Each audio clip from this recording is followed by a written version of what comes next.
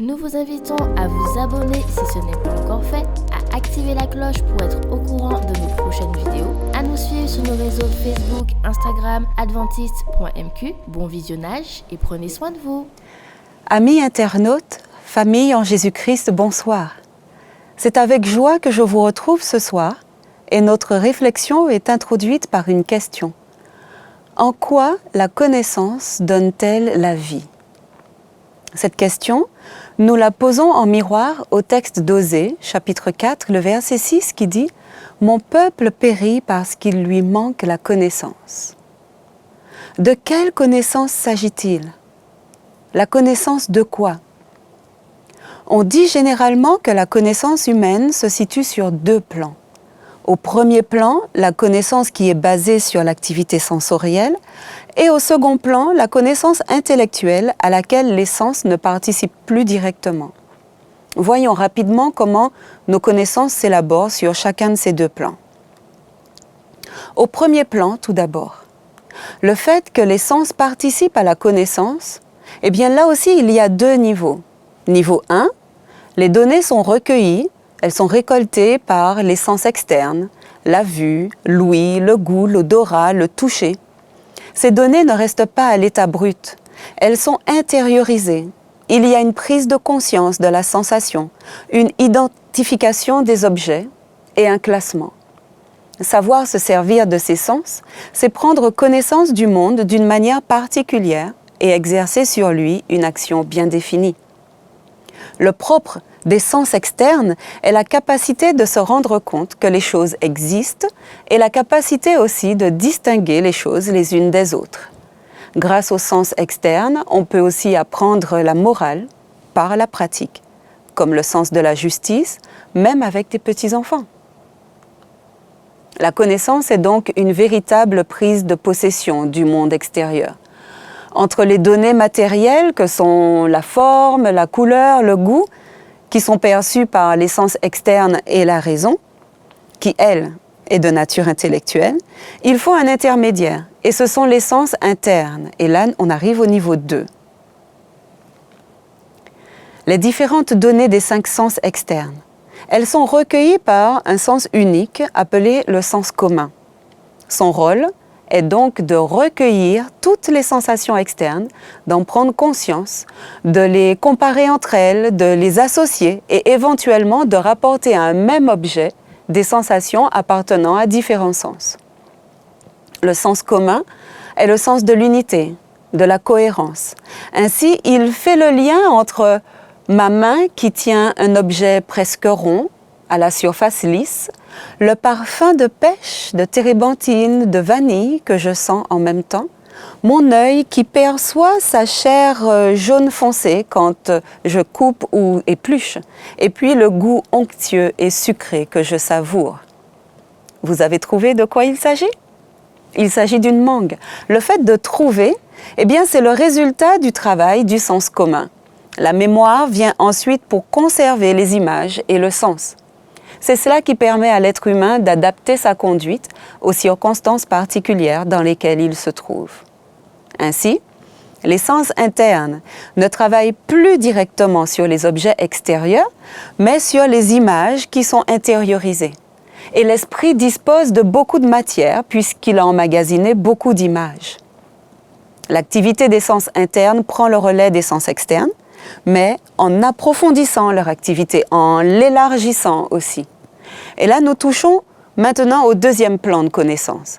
Parce que même si l'imagination est capable de combiner des images, de discerner leur signification, l'être humain a la possibilité d'aller bien plus loin. Il peut créer un monde d'idées qui aura son existence propre. À partir d'indices recueillis dans le passé, il peut prévoir un futur qui n'a encore aucune existence sensible. Cela est possible parce qu'il possède un principe de connaissance et d'activité supérieure qui est insufflé directement par Dieu. Grâce à ce principe supérieur, l'homme est radicalement différent de l'animal. Il peut décider librement, il est capable de concevoir, de produire des objets nouveaux. Et là où les sens internes ne saisissent que l'apparence par laquelle le monde se révèle à nous, L'entendement est capable d'en élaborer le concept et il peut porter des jugements qui dépassent les données de la simple sensation perçue. Enfin, après avoir bien compris, il faut encore bien retenir. Et retenir n'est pas une opération indépendante du reste. Les souvenirs servent à être réutilisés. Et la mémoire, quand elle conserve des jugements moraux que l'on a formés, eh bien on l'appelle la conscience. Après ces trois opérations d'entendement, de jugement et de mémoire, nous n'avons pas encore atteint le sommet de la connaissance.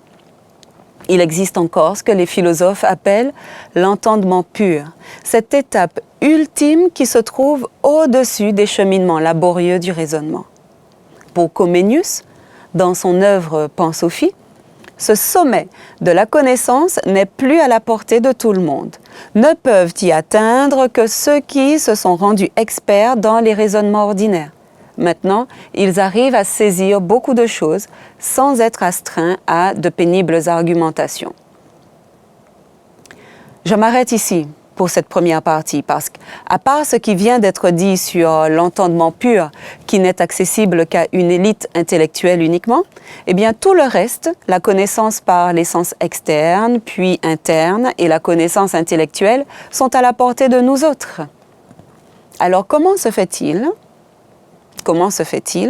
que le peuple de Dieu, selon ce que nous lisons dans Osée 4, au verset 6, manquait de connaissance, au point de périr? Et est-il possible que nous aussi, nous soyons dans la même situation, en manque de connaissance, en danger de mort? Peut-être devons-nous explorer la question sous un autre angle.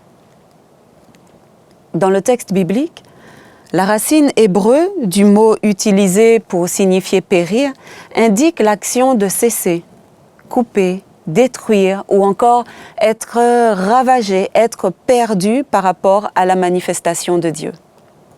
C'est le même mot qu'a utilisé Ésaïe quand il a dit « Malheur à moi, je suis perdu car je suis un homme dont les lèvres sont impures, etc.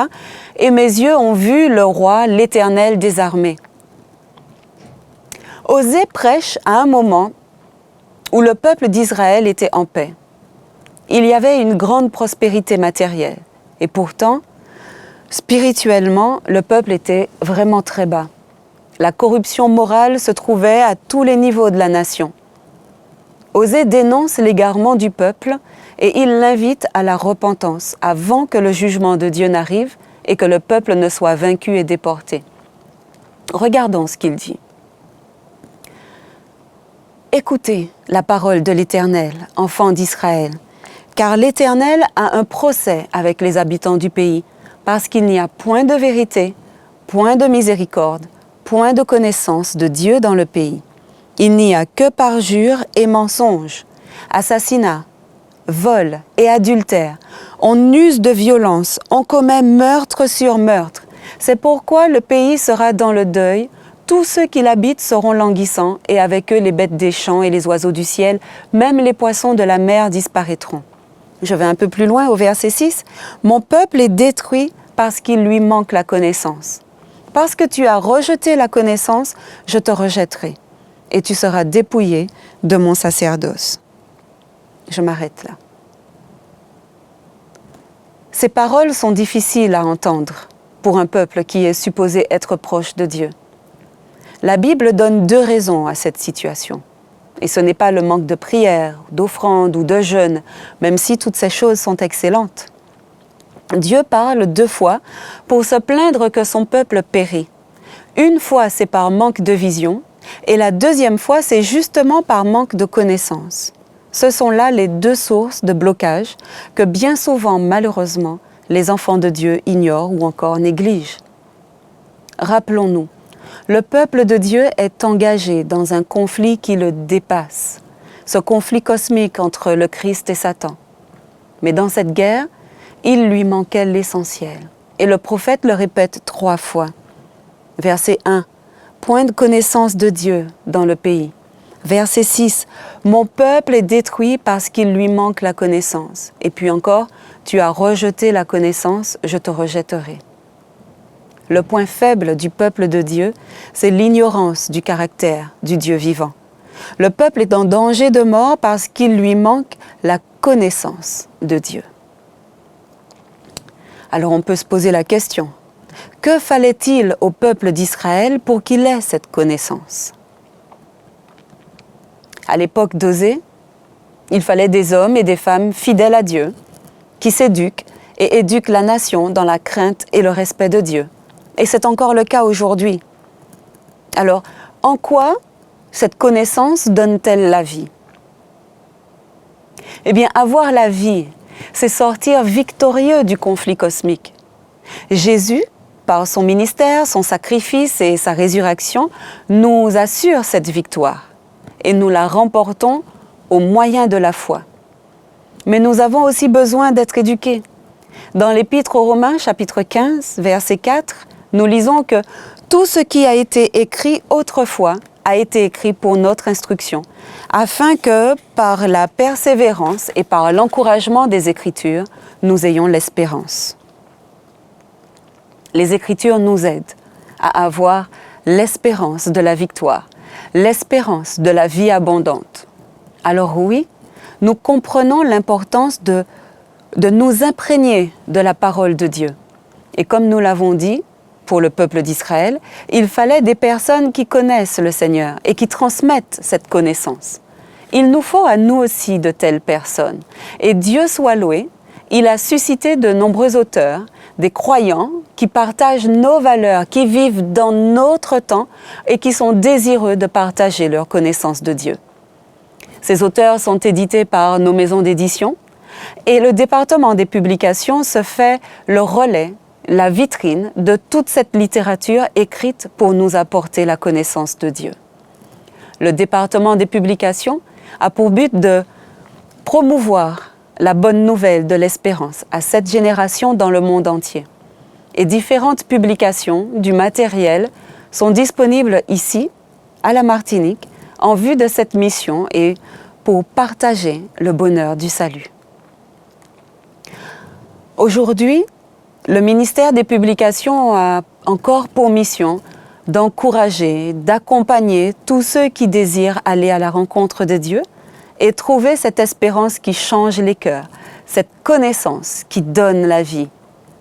Les livres, les revues, les articles sur des sujets bibliques ou bien sur des sujets actuels qui sont vus avec le regard de la foi, nous permettent d'aller plus loin dans notre compréhension de Dieu, dans notre compréhension de nous-mêmes et dans notre compréhension de ce monde qui nous entoure, de donner, de redonner du sens à tout cela.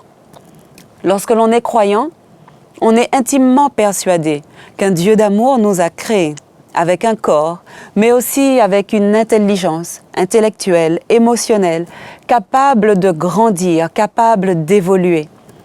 Et par la lecture, nous avons une possibilité merveilleuse de développer notre raisonnement, de nous informer, d'approfondir, d'affermir notre foi. Parfois, tout simplement, nous faire du bien, nous réconforter lorsque nous en avons besoin. Jésus lui-même a dit: la vie éternelle, c'est qu'ils te connaissent, toi, le seul vrai Dieu, et celui que tu as envoyé, Jésus-Christ. Connaître Dieu, non pas seulement dans les grandes lignes, mais intimement à travers la Bible, à travers les commentaires, les réflexions que d'autres croyants ont écrits sur des textes bibliques et les sujets importants de la foi, à travers les témoignages qui sont vécus par ceux qui ont expérimenté cette vie avec Christ. Les publications ont toujours fait partie de l'ADN de l'Église adventiste. Et aujourd'hui encore, ce ministère porte sa mission en soutenant, en diffusant le message d'amour et de salut de Jésus-Christ. Maintenant, que la connaissance que nous puisons de nos lectures enrichisse nos relations, notre façon de vivre au quotidien, qu'à travers elles, nous apprenions à maîtriser nos émotions, à les exprimer sainement, sereinement. Que tout cela témoigne que nous connaissons Dieu que nous connaissons son amour inconditionnel pour nous, sa miséricorde et sa fidélité. C'est cette connaissance-là qui nous donne la vie abondante avec le Christ. Je vous invite à incliner la tête et nous faisons monter une prière à notre Dieu. Éternel, notre Dieu Tout-Puissant, aucun de nous ne veut périr loin de toi. Par la foi, nous avons saisi le salut offert par Jésus. Et nous voulons encore grandir dans la connaissance de ton saint nom. Nous voulons expérimenter ton amour inconditionnel et craindre ta justice. Nous te rendons grâce pour le ministère des publications, pour lequel nous avons une attention particulière et grâce auquel nous avons accès à toute cette instruction. Que sa mission, qui consiste à soutenir, à diffuser ton message d'amour et de salut, soit bénie par toi seul. Au nom de Jésus-Christ, je te prie. Amen. À bientôt. N'oubliez pas de vous abonner si ce n'est pas encore fait, de liker et de partager avec vos amis si cela vous a plu. À bientôt pour une prochaine vidéo.